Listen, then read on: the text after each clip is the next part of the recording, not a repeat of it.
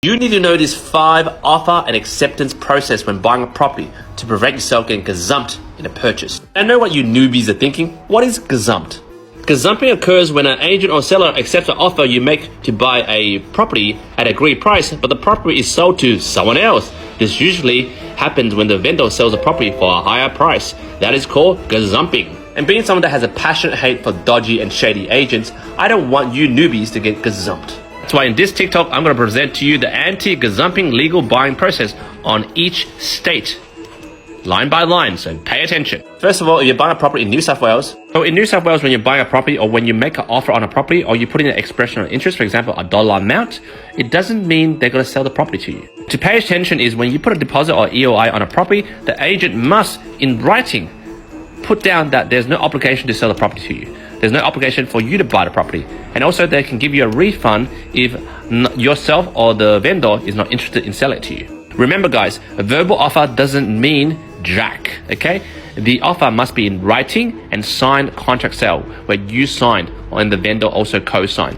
Otherwise, you're gazumped. Remember guys, if you get gazumped, all the money you spent on inspection or pest control and whatever is not refunded, okay? However, if they accept your offer in writing, then you enter into a 5-day cooling off period. The vendor and the agent can't sell it to anyone else. If you decide to not buy the property during the 5 days due to the property having some sort of, damages, you just lose 0.25% of the property purchase. In Queensland, very similar to New South Wales, except that buyers normally have to put their offer on an actual contract and submit it to the agent.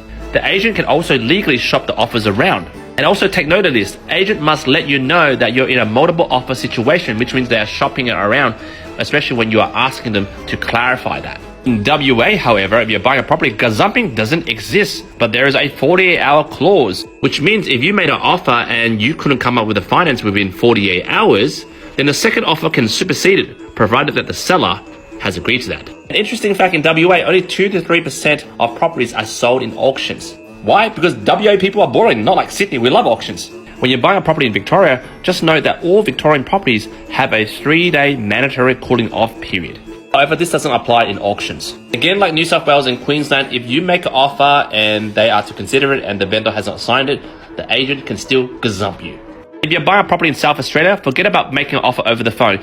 All offers must be made in writing. After that, the agent has up to 40 hours to present it to the vendor. And the good thing about buying a property in South Australia is that if you made an offer and they accepted your offer, if within 48 hours you got cold feet and want to duck out, you can. And same like all other states, the agent can gazump you if the vendor didn't sign the contract you offered. So guys, there you have it. That is the offer and acceptance process when buying a property. Let me know what you think.